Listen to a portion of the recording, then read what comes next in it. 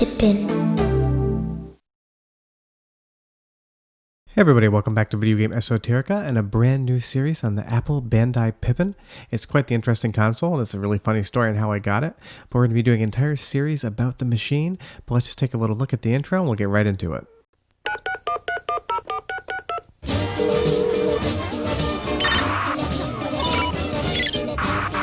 インターネットはテレビで見よう。テレビをあっと変える。ピピンアットマーク誕生。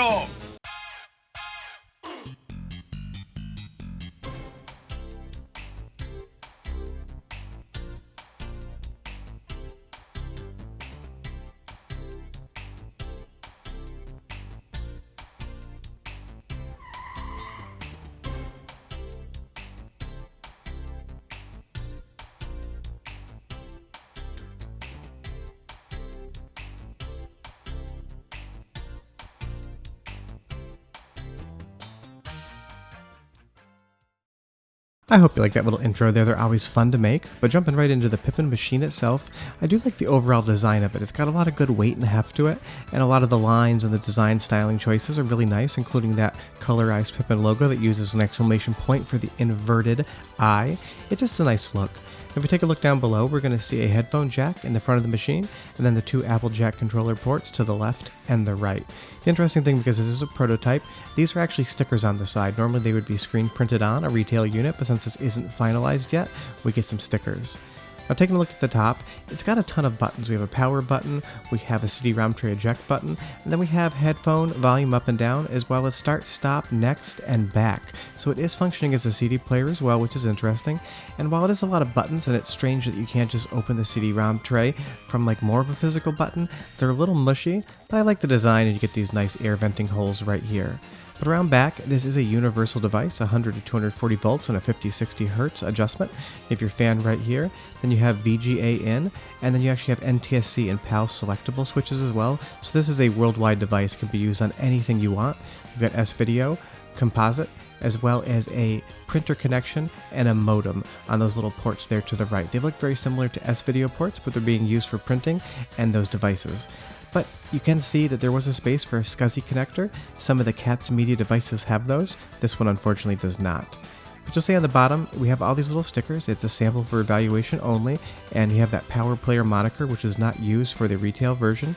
And underneath this door up at the top is where the RAM expansion goes, because this does have expandable RAM, starts at 6 megabytes and goes up from there, and this is a prototype 4 megabyte memory unit. Because the developer BIOS uses a little bit more RAM to run, they have that in there, bringing it more to like 9 megabytes. And at the bottom here, if we take this door off, plastic is quite delicate, so if you have one, be careful. This is a PCI expansion, but it is a special format.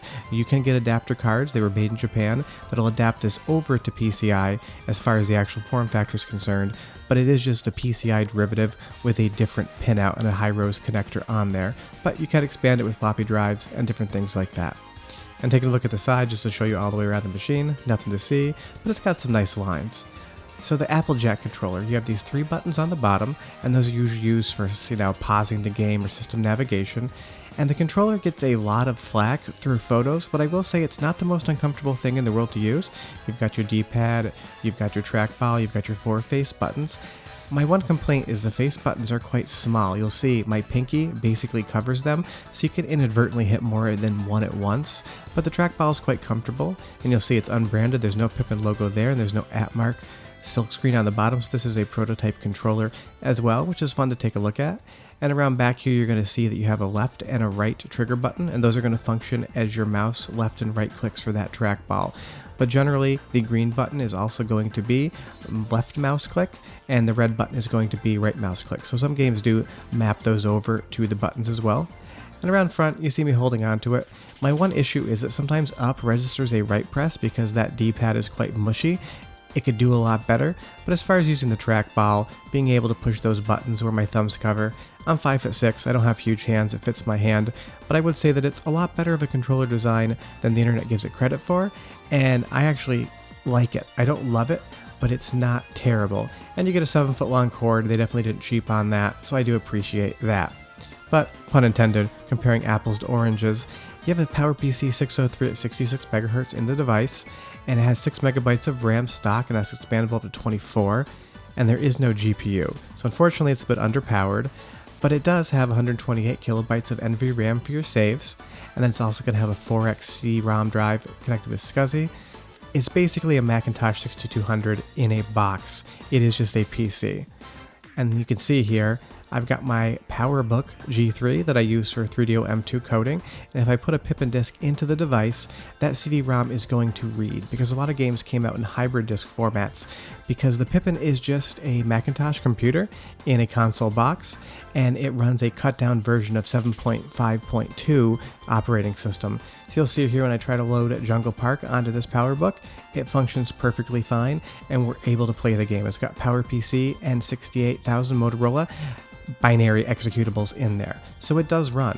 And not all of the games are going to run, but a lot of them do. Gundam Tactics is going to load up perfectly fine, as well as Super Marathon, which has Marathon 1 and 2. So it's kind of basically a computer in a box, and it has compatibility across multiple Macintosh generations, because you can see there, they're one and the same. But if we think about how that functions, I have my FM Towns Marty right here. That has mouse input, that has keyboard input. It's a computer in a box. And then we go over to the Pippin, clearly just a 6200 in a box. And then if we take a look at the right, we see the Sega Dreamcast.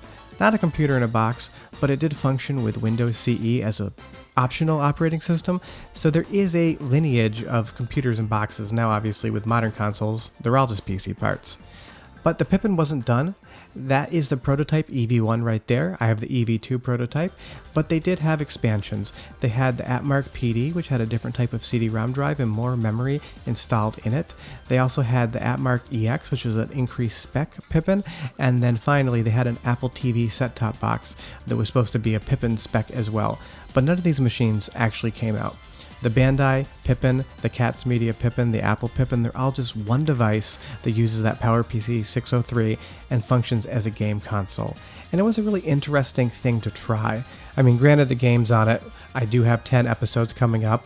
They're not terrible, there are some good things to experience, but it really is just a computer in a box that was supposed to get you onto the internet and let you play games. And like every failed console, a lack of games really doomed it. But as well, a lack of intention doomed it. No one really knew what this was supposed to be. Was it a computer that played games? Was it a game console that let you send emails and go online? Was it both? Was it neither? We're going to answer that over 10 more episodes in the Bandai Atmark Pippin series. We really hope you enjoyed this. Give us a like and follow below. Definitely takes a lot of time to make each and every one of these episodes.